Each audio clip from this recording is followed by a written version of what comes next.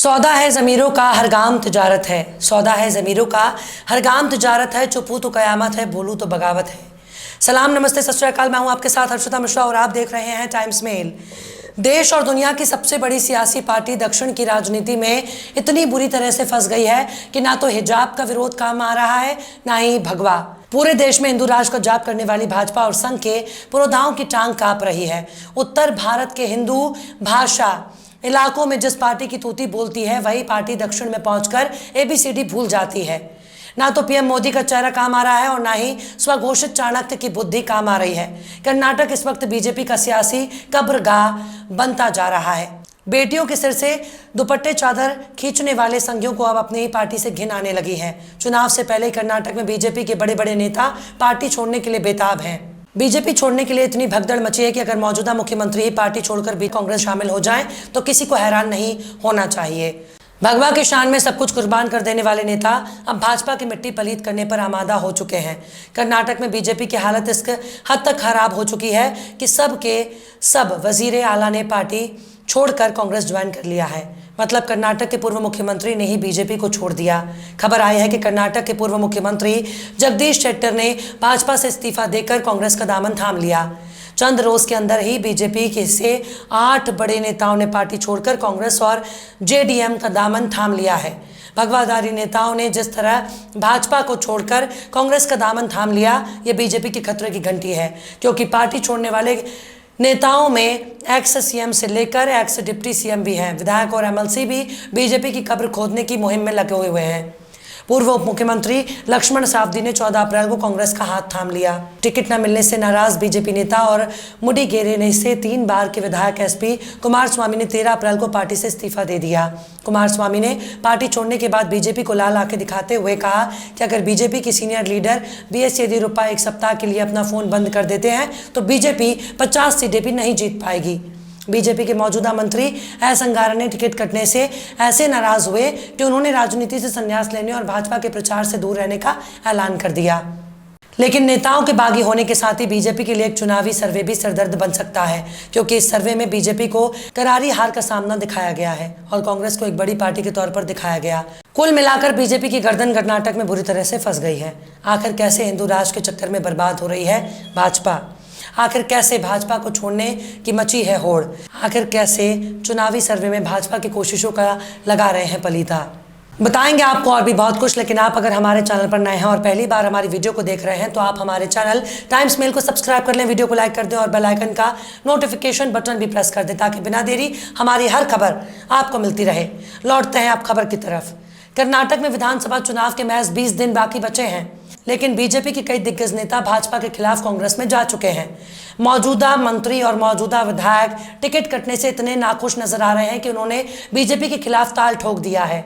BJP फिलहाल अपनी चुनावी तैयारियों में जुटी है, पर चुनाव में जीत हासिल करने के लिए तमाम सियासी दल एड़ी चोटी का जोर लगा रहे हैं।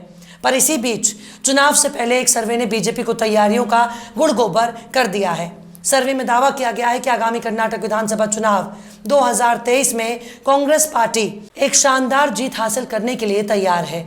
सर्वे के मुताबिक फरवरी के महीने में किए गए इसी तरह के सर्वे में कांग्रेस ने अपनी हालत में सुधार किया था, जिससे बीजेपी की सीटों की संख्या में और गिरावट आई है।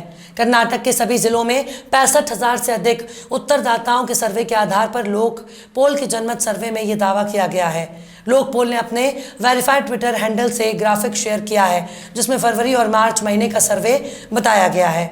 मार्च के अनुसार कांग्रेस 42 से 45% वोट शेयर के साथ 128 से 131 सीटें जीतेगी। बीजेपी को 30 से 33% वोट शेयर के साथ 66 से 69 सीटें मिलने की उम्मीद है। जेडीएस को 15 से 18% वोट शेयर के साथ 21 से 25 सीटें मिलने का अनुमान है। अन्य को 6 से 9% वोट शेयर के साथ 1 से 4 सीटें मिल सकती हैं। कर्नाटक के कित्तूर इलाके में बीजेपी को 21 से 23 सीट, कांग्रेस को 26 से 28 और जेडीएस को 0 से 1 सीट के साथ अपनी मजबूत उपस्थिति बनाए रखने की उम्मीद है। कल्याण कर्नाटक क्षेत्र में भी कांग्रेस को अधिकतम 27 से 30 सीटें मिलने का अनुमान है। बीजेपी को 8 से 11, जेडीएस को 0 से 2 और अन्य को 0 से 2 सीटें मिलने की उम्मीद है। बेंगलुरु में कांग्रेस को 22 से 24, बीजेपी को 9 से 11 और जेडीएस को 1 से 4 वोट मिलने का अनुमान है। तटीय कर्नाटक में सत्तारूढ़ बीजेपी को 14 से 16 सीटें, कांग्रेस को 8 से 10 और जेडीएस को 0 से 1 सीटों के साथ अच्छा प्रदर्शन करने की उम्मीद है। वहीं मध्य कर्नाटक में बीजेपी को 10 से 12, कांग्रेस को 9 से 11 और जेडीएस को 0 से 1 सीट मिलने का अनुमान है।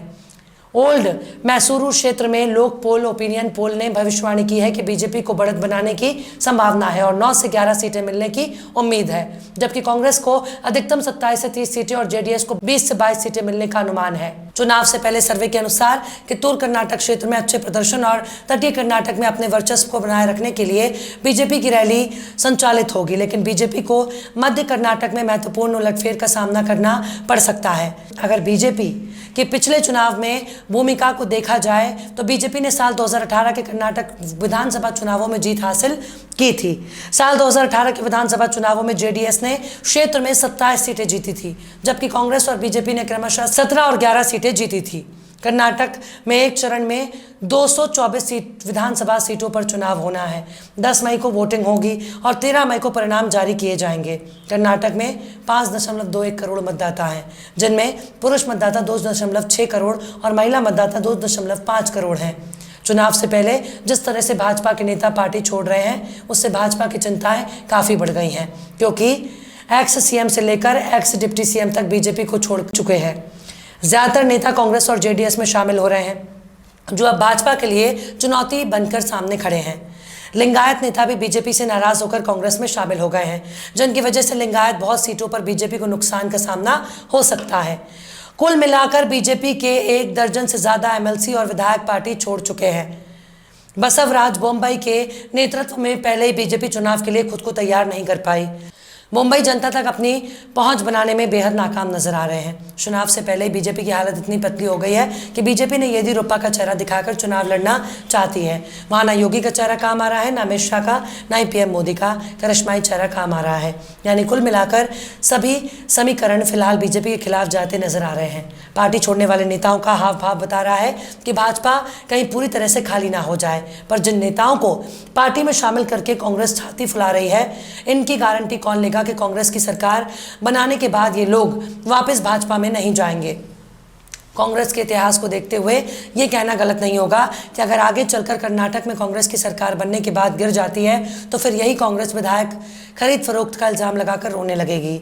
वैसे भी संघियों की दाल रोटी पर कोई फर्क नहीं पड़ता, चाहे वो बीजेपी में रहे या फिर कांग्रेस में। संघ के नेता दोनों जगह मौज काट रहे हैं, वरना सर्वे का क्या है। सर्वे तो महज एक अनुमान है, एक कयास जो कभी भी गलत साबित हो सकती है। पर भाजपा को टक्कर देने वाली कांग्रेस कहीं भाजपाइयों को पार्टी में भरकर किसी बड़ी साजिश का शिकार ना हो जाए। बहरहाल चलते चलते आखिर में दुष्यंत कुमार ने भी क्या खूब फरमाया है, मसलहत आमेज होते हैं सियासत के कदम, मसलहत आमेज होते हैं सियासत के कदम, तू न समझेगा सियासत, तू अभी नादान है। फिलहाल इस वीडियो में बस इतना ही। ये वीडियो आपको कैसा लगा कमेंट बॉक्स में ज़रूर बताइएगा। वीडियो पसंद आए तो लाइक करें। हमारे वीडियो लिंक को फेसबुक, ट्विटर, व्हाट्सएप पर अपने रिश्तेदार यार दोस्तों को भी शेयर करें और बेबाक, निष्पक्ष, स्वतंत्र पत्रकारिता को सपोर्ट करने के लिए आप हमारे चैनल टाइम्स मेल को ज़रूर से सब्सक्राइब करें। और हाँ, बेल आइकन की घंटी वाली बटन भी आप ज़रूर से दबा दें ताकि आपको हमारे आने वाले नए वीडियो की नोटिफिकेशन फौरन ही मिल जाए। फिर मिलते हैं किसी और वीडियो में एक नई खबर के साथ। हर्षिता मिश्रा को दीजिए इजाज़त। जय हिंद। तो देख लिया आपने हमारे इस वीडियो को। हमें उम्मीद है कि आपने हमारे वीडियो को लाइक किया होगा और दूसरों को भी शेयर किया होगा। अगर अभी तक आपने हमारे चैनल टाइम्स मेल को सब्सक्राइब नहीं किया है तो जल्दी से सब्सक्राइब कर दें और बेल आइकन भी प्रेस कर दें।